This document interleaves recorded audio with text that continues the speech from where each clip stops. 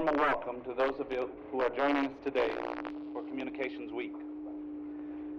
During the next 3 days, many of you will be hearing from the nation's top leaders in the fields of broadcasting, journalism, space communication, government, and industry.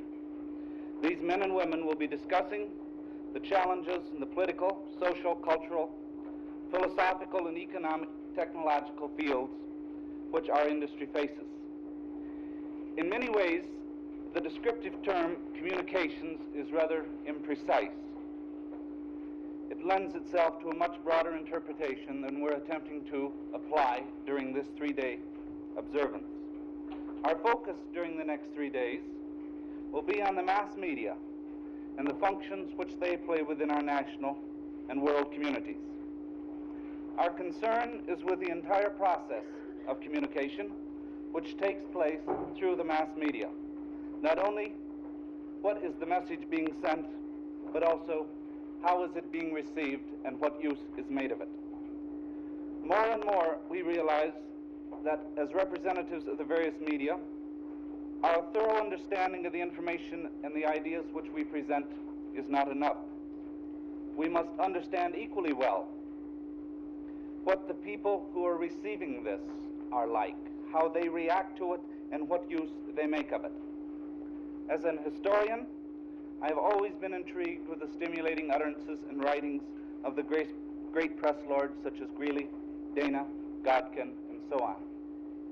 As a communicator, I become more and more concerned, not just with what was said, but what effect did these men actually have.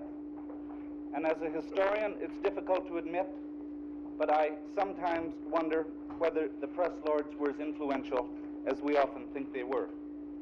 Concerning our topic of communications today, I'd like to quote briefly from a Harvard professor who has recently written, "The word communications, however inelegant and imprecise, denotes one of the striking features of our age. There are no more islands, no more silent and secluded vales preserved from the sad, if hardly still music of humanity.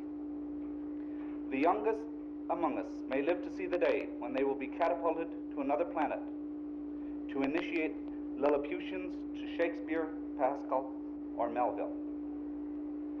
The writer leaves unraised the question of the ideas in the literature to which we might be subjected also in our search of space.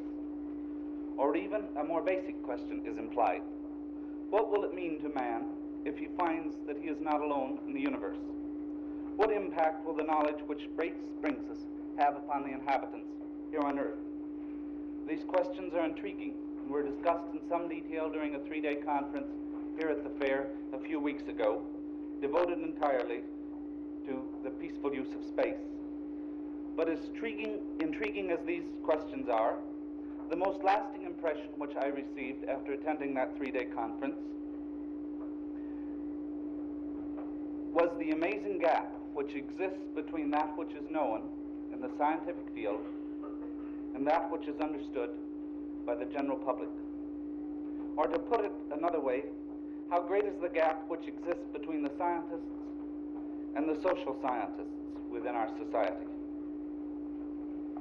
This, I think, is one of the great communications challenges which all of us here today are concerned with and which we will be touching on during this week. This is why I think it seemed particularly appropriate to start with our first speaker, to have as our first speaker an eminent scientist and a man who, in the Science Pavilion, has certainly demonstrated to us that he knows how to communicate ideas, how to communicate the tremendous message and history which science offers to us. The work of Dr. Spilhaus and Charles Eames, who was the designer for this Science Pavilion, are indeed impressive. Dr. Spilhaus is the director of the National Science Pavilion here at the fair. He is on leave as director of the Institute of Technology from the University of Minnesota.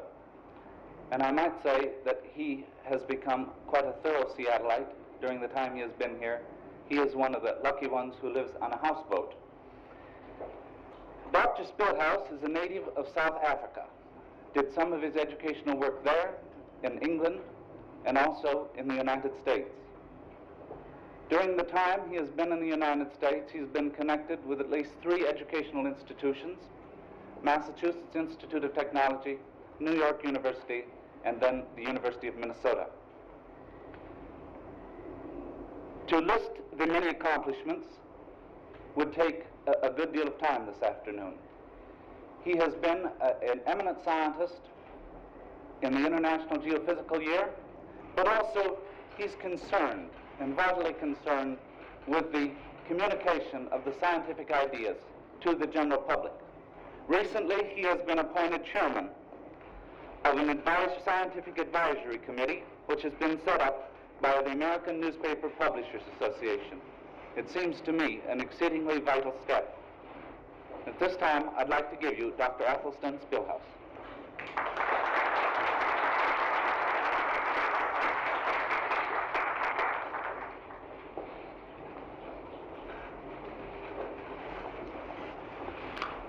Well, ladies and gentlemen, it's a pleasure to welcome you to the United States Science Pavilion, and a great thing to have this gathering organized by the University of Washington meeting here. It's popular, I know, for a speaker to start out by proclaiming his inadequacy. And this I will do, but in this case I have proof of it. I'm reminded when I hear this roof squeaking, and when I think that I have the ultimate responsibility for everything in this pavilion, I'm reminded of the chap I heard give a talk on audio-visual education, and it was inaudible and the lantern slides were invisible. Now here today I should have given you a completely visual talk with no speaking at all because of the background, but I thought you'd be seeing exhibits later on, so I'll try to overcome the noise, but I do apologize for it. When the great first item that we have, designed by Charles Eames, the House of Science, gives out, about 900 people pour over our heads, and it's like an earthquake. I remember when the earthquake, that earthquake a couple of years ago in Chile that did so much damage, there was one little town where the town council was in session at the time, and of course the buildings rocked, and the whole council left the chambers, except the clerk, who was very conscientious. He stayed behind, risked his life, and noted in the minutes that upon motion of the building, the council adjourned. Now, I don't want you to leave for that reason. I don't know whether there are any experts in communication. I'm certainly not one. But I think, as you all do by your presence here, that it is one of the most vital things we can do. And in accordance with the theme of your 3 days, I think the challenge of communication in science is one of the very important ones. To me, it's been one of the very enjoyable ones. You know, you enter science, and then after a while, you have to just face yourself after you've done some research and so forth, and say, well, now look, I'm not going to do much good research anymore.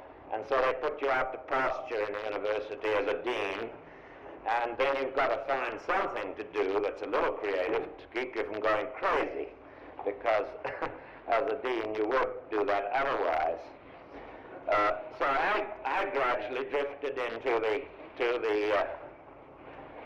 field of trying to tell people about science in their own words, avoiding, like the plague, the cant that grows up in every field, so that people can't talk to each other. They can ultimately only talk to themselves. I tried writing children's books, and then one day I deplored the comics, and somebody said, well, why don't you write a better one? And I said, all right, I will. And I got stuck with that because it started as a hobby, and these things have a habit of growing on you and becoming a responsibility. So you can imagine the pleasure that I had when I was asked to cooperate with the wonderful people about over a year ago, the wonderful people who had the imagination from Seattle to plan this fair really a bootstrap operation that took tremendous courage, and this to me was a very enjoyable thing. Here I was going to have a chance to really communicate science in a way that is not offered to many people in their lifetime. So I took it with great pleasure, and it has been a pleasure. As J. Rocky said, there have been plenty of rough spots. We didn't know whether we'd open, but we did, and we've had an enjoyable time doing it. And I would say, I don't like anyone to say that this is one of the hits of the fair. To me, if it is one of the things, and just one, that brings people here to Seattle, that justifies the work of the people who originated this fair, that gives them a little bit about science in their own terms, that makes them see that science is indeed enjoyable even to the non-scientist, that gives them a little enlightenment in an entertaining way, so that hopefully they may go away and say, gee, that was nice, let's read some more about it in the newspapers, or let's listen to it on the radio, on TV. If we do that, I think we'll have achieved, I will feel I've achieved what I want to do for the great people who started this fair, and what I think the federal government wanted to do when it decided to put on a science exhibit for everybody. And I think this is the key, that what we're trying to show here is somewhat unique. We're trying to show that science is indeed for everybody, that it isn't a separate thing, it's not to be put apart, it's something that even if a non-scientist doesn't know the intricacies of the intermediate steps, if he can appreciate the motives of the scientist, the humanness of the scientist, appreciate his curiosity and the drives that lead him into this particular career, and if the person outside of science can get some glimmering of the potentials and the outcomes of science, then I think that this is as far as we need go. And each person can go in science to any degree that he wishes. I've always said that I hope that we can show in this exhibit that science is enjoyable, that it's an intellectual entertainment, that you can enjoy it if you're not a painter as you enjoy visiting an art gallery, that you can enjoy it if you're not a musician as you enjoy going to a symphony, that it is a high type of intellectual entertainment, and that it not only gives one intellectual enjoyment, but emotional enjoyment. Because this is really the way scientists feel. Charles Eames puts it very well in his introductory film when he uses the phrase, science is akin to play. It is. And throughout this whole exhibit, I've tried to stress the high-level entertainment value of science. And after all, on any level of education, it's well to remember entertainment. The best lecturers, even in formal institutions of education, are those who entertain in the true sense of the word, whose words can hold the student, who can stimulate them to learn on their own, because there is no such thing as teaching by means of a reverse stomach pump. Now, when you're trying to communicate science to everybody, it takes everybody to do it, because you must woo people.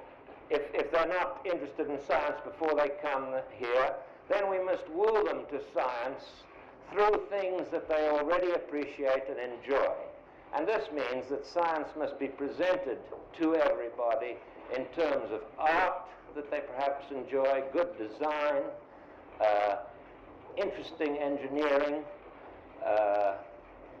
good phraseology, literature, and all these things, good music that they already appreciate, so that they see that science is indeed part of a total culture of creative arts and not something cold, separate, ununderstandable, and austere. This is what we're trying to do here, and you'll be your own judge when you go around later. Only trouble is that our failure is success in this building. There's so many people come through, and this is in general true of the fair. The success is so great that it's hard to see anything. And I hope that you may be able, however, to get glimpses of things. We start, perhaps if I just tell you a little bit of a thread. There are some things unique about this science exhibit. First of all, in most exhibits that purport to be of science, they try to bring science to the layman the easy way, and that is by talking about its outcomes, the hardware, the medicine for people, the food for people, and these things which touch everybody, and this is a good way to bring science to people. It's also an easy way, a fairly easy way. It's much more difficult to try to bring the enjoyment of basic science without stressing the outcomes. The fact that here is science, here is how you can enjoy it for itself. Here is an experience, and this is what we have tried to do. And in the theme that was laid down for this exhibit, we were helped by, first of all, a wonderful group of nationally known scientists on our scientific advisory board and later committee, and then by over 300 scientists from all over the United States who checked us for integrity in science while we were trying to make it understandable to ordinary people. I would say that we had, even in the design of the exhibit, where you employ scientists, engineers, artists, architects, and rafts of people all working together, that we had a communication problem right there. The scientist naturally hews to the integrity of science and says, I don't care whether it's presented very nicely. The designer says it must be beautiful even if we have to do some slipshod science. I had to sit in the middle and say, there's no conflict between good design and good science. So let's get together, boys, and have a communication agreement, and this is what we've tried to do. What we do in the other unique thing in this story, other than that it has a continuous thread, is that it really tells a story. Charles Eames, in his little film, which I hope you'll all see, sketches the history of science in a delightful way in an charming animated film in 4 minutes, where even the architecture changes with the times. He shows in this film, if you observe it closely, this animated film, that there is no such thing as the history of science. There is such a thing as science as an important factor in history. And I think that's a very important decision. Just as we shouldn't segregate science in our own society today, we shouldn't talk about the history of science. We should talk about science as part of our total history. And I think that if we begin to think of science in very broad terms, I think of science's main aim to be the understanding of our total ecology. That means the relation of ourselves to our environment, to the animals and living things in our environment to include the outer reaches of space, and our relationship of one to the other. Then you see that science hasn't got these unfortunate barriers which are set up by adjectives that say natural science, social science, and the like. And these barriers fall down completely. Is language not a science, particularly when you find that the Mayan language has just been cracked by electronic computers? Is mathematics not a language? How can we segregate these things? So I believe that what we're trying to do is show that you cannot put science off in a corner. It's part of all our lives and part of all our enjoyment. I think that the simple story that we tell in this thing is really it can be likened to that of a small child. A small child, first of all, is only allowed to roam around in its crib, and that's what our the people who started our civilization did when they were just moving around in the little orbit of the Mediterranean. But later on, as they mature, as civilization matures or the child matures, it roams around its home, it roams around its neighborhood, it eventually travels the world. So man, once having spread out, or our forebears having spread out from the Mediterranean, roam around the world, and now they're looking over the fence into space, which is still part of our unending environment. And so science starts, like a child, with childish curiosity. And this you'll see depicted upstairs. What are the things that stir curiosity?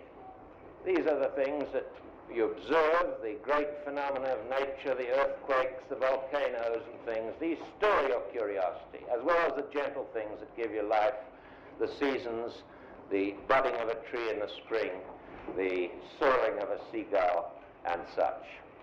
Then how does a child satisfy its curiosity? He picks the thing up, he bites it, he rattles it, he smells it, he tries to break it. That's exactly what a scientist does, only a scientist calls it analysis. Just the same thing. And whereas the child doesn't have instruments, he's restricted to using his natural senses.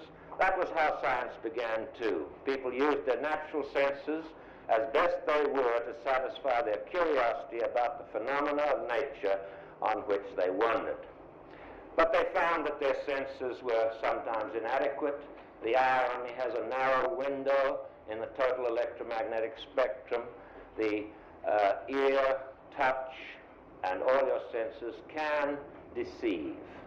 And so we devise instruments for two purposes. First, to sharpen our senses, and secondly, to extend them. After you have instruments, you have the need to order your observations. In other words, when you can measure even just three things, cold, hot, and warm, this is ordering your observation. As soon as you start ordering things, you find the need for mathematics. And there is a little exhibit on mathematics there. Then we go into a series of classical developments which show the international nature of science. They show that science depends indeed on communication between everybody who's in it across national boundaries. We go, for instance, from Galvani, an Italian, through various stages of the development of electricity to Faraday's original electric machine. We go from the Greeks in the nature of matter, from the Greeks' original thoughts through the French scientists, many others, through the Russian who developed the periodic table, to the atom. And then that is international. Then everything was very tidy when we had the atom about the turn of the century. But here's another lesson. It never stays tidy. Then Rutherford came along and found out that the atom was indeed not the smallest divisible particle. So we go around again, from the atom to the 29 different particles that we think it's made of today. And this is not the end. For every question that science poses, for every question that science answers, it poses about 6 more. And this is good, because that way the food for man's curiosity, the wealth of questions, increases even faster than people, and that keeps us human. Then from these historical developments, including a simulated walk with Mr. Darwin, to see what he saw, what stirred his questioning in his mind, what led to his original ideas on the origin of species. We go to the concepts of the macrocosm, the space around us, the early theories of our solar system, through the various developments to Einstein and the curious twin paradox, which you will see. This is an introduction to the space trip, where one twin goes off at close to the speed of light and the other fellow stays home. And the one who stays home ages and watches what his twin is doing, and his twin doesn't age so fast, because this is the curious paradox of the twins. And then when you, of course, you go into the Spacerium, we violate the laws of science. We take you on an imaginary trip. It is imaginary, where you go many, many millions of times the speed of light. Well, if you could do that, and if you extend the twin paradox, you'd get younger. In fact, at the speed they take you through the galaxies in the Spacerium, you'd vanish in youth. Then we have an area, I can remember when I started in this, there was a bomb shelter somewhere, and I wondered what we were doing with a science exhibit with a bomb shelter. And I also recalled that this exhibit was called Century 21, and seeing my own gray hairs in the mirror, I wondered who would be working in Century 21 in science. Well, if anyone, it's the children of today. So that we have a laboratory of doing science for children. And if you hitch your pants up above your knees, the gentlemen, and crouch down, they may let you in. It's had to be restricted to children. This is something where the children can experience fundamental laws of science by actually taking part, without the inhibiting signs, don't touch. We rather have signs say, press the button, pull this, push that, so that they can actually experience things. One is a gyroscope there. Gyroscopes are used for guiding our airplanes, guiding our missiles, and all these devices. And here, there's a great big gyroscope. The child can get up on a turntable, which constitutes one of the gimbals of the gyro, and by precessing the gyro, he finds he turns. So he can experience what happens to a spaceship. Again, this is entertainment, and many of the children perhaps go there just for entertainment. But we like to think that even if they do, they carry away a seed of curiosity that may grow in the more formal institutions. We also hope that many of these things we're showing may appeal to teachers, so they will carry away ideas, and that these things may multiply, and multiply even beyond the 10 million visitors that we hope will see them in being here. Then we try to show the methods of science, and I always think that in showing the methods of science, we're trying to give the lie to those who think that there is just one method of science, that it's something mysterious, and that it gives all the answers. This is not true. The methods of science are as many as the number of imaginative people there are in science. They borrow from each other. They use a tool developed for one thing to apply to a different problem. They swap ideas between fields. They cross-fertilize the fields. And this is what really breeds the advances in science, which again, I might note, is communication. Finally, we hint in the building, which happens to be closed today, we have them coming out, perhaps wondering in this great building on the methods of science, well now, why am I looking at all this science? So we try to hint as to why everybody should know something about science. That after all, the scientists have, although they may have a greater responsibility to communicate science to others because they understand it, and I believe that scientists have a greater responsibility than ordinary people to communicate things about science, the scientists have no greater responsibility than anybody else in determining the uses to which scientific findings are put. And we suggest that the reason that people should be acquainted, at least of the potentials and outcomes and future outcomes of science, for things that are on our doorstep, perhaps not yet discovered, is that they'll have to determine what use or misuse we make of them. And then finally, so as not to leave them with a problem in their minds, we have just a suggestive little film which says which tries to say the horizons of science are infinite. The combinations of things that we can see and the extension of our vision down to things we can't see, and the extension to the galaxies and things so great that our eyes cannot encompass them unaided, that the juxtaposition of all these things will lead to infinite food for man's curiosity, and indeed that this is an emotional and intellectual entertainment of the highest value. Well, that's what we're trying to do. Now I think you should go and see what we've done. Thank you.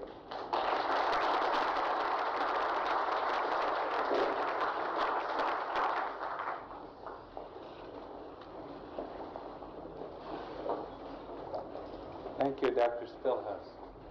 There will be 2 tours